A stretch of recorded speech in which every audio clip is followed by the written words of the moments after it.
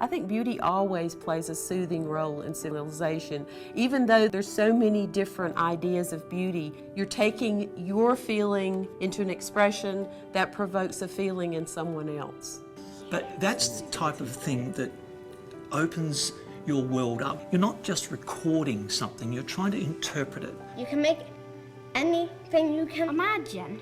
It means you let your mind go free. When I'm exploring an art exhibit, it's very emotional in many different ways, and that's what art is supposed to do. Beauty for me is not necessarily things being aesthetically correct. It's more about the feeling that I might get while I'm in the creation process. It's all of your personal experience and how you want to show that to the world. And it's just a way of nurturing that imagination and creativity and then applying it. So it just, one thing creates another thing, which creates another thing, and it's because of the Bascom that we get to share all of that creativity with each other. How can I give my students the fire, as I call it, the passion to go forth in life and leave the world better than they found it? And the arts is the way I choose to do that. We see over and over again the power of art, and I think this is one of the roles that the Bascom plays in this community, and again across the region, is being that source of these experiences that will really transform lives. There's been a lot of positive change at the Bascom. 2016 rung in our new wood turning program. We've also expanded our photography programming offerings with a digital photography studio. Something that I'm very, very happy is happening is the Photo Club. We have so many great, talented, curious photographers here in this community. I think it's a thing that Bascom can become even more recognised for.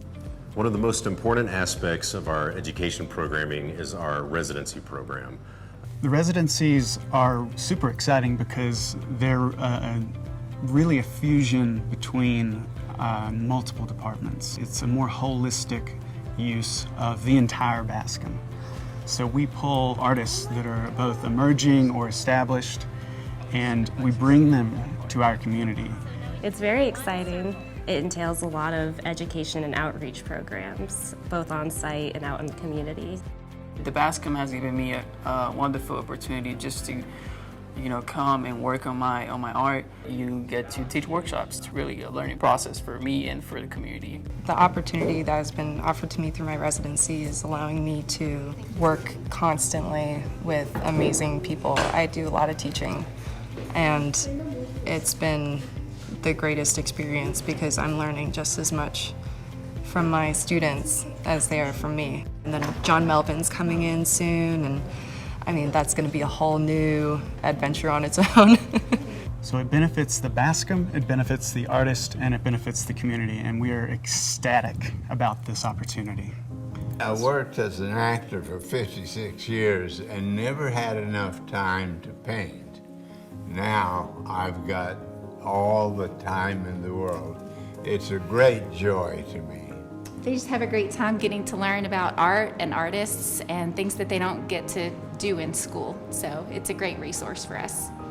The Bascom has given so much to this community in forms of scholarships and art appreciation and just a family good time to come and enjoy all of the different artworks that come and go. And I just like being part of the Bascom family. I am really passionate about community outreach and the transformative nature of art. We have a number of new strategic partnerships with other nonprofits and schools in the community that are sprouting up. Not only is the Bascom participating in Big Brothers Big Sisters, but they're also participating at Summit Charter School. They have a program called Children Inspiring Hope, where the third graders at Summit Charter School do artwork and they send them to the children in Ghana. And the children in Ghana do artwork and they send it to our third graders at Summit Charter School. The Bascom is providing materials for not only Summit Charter School third grade, but also for the children in Ghana. Usually when we think of outreach, we think children in a small community that don't have access or exposure to visual art. And we do that, but we also have outreach to other things. We're learning about our residents in ways that we didn't know them before. And so it is a breakthrough. It's a different way of utilizing the cognitive abilities that they have. It's one of the most rewarding partnerships that we've been able to make. We feel very strongly that every child should be exposed to the arts, and we are just so pleased to have the Bascom be a part of what we're offering our students this year.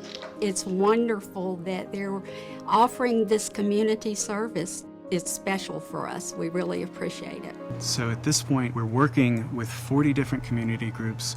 We're serving over 1,400 individuals in the community, and we have opportunity to expand. I feel like I need art. Like, it's not something I just want to go do, like I need it in my life. We're going to have an impact on these children's lives, and the ripples we can't even imagine. And that is the power of what we do here.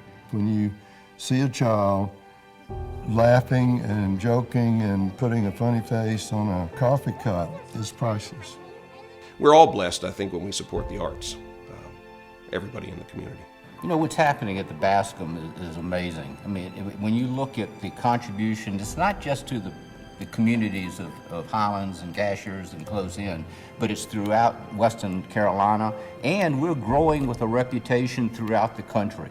I mean, it is so vibrant, and it's so important to have this visual arts throughout the Western Carolinas. And we have the potential to just continue to grow year over year, but we're going to need the support of the community. And that's what's gotten us to where we are, and that's what's going to take us to the next plateau. Without the donors, we would not be here. We want to thank all of you for being here tonight and for the contributions you're making to this fine institution. And again, on behalf of the board and the staff, we cannot thank you enough. Thank you. Thank you. Thank you. Thank you for making spaces like this operate.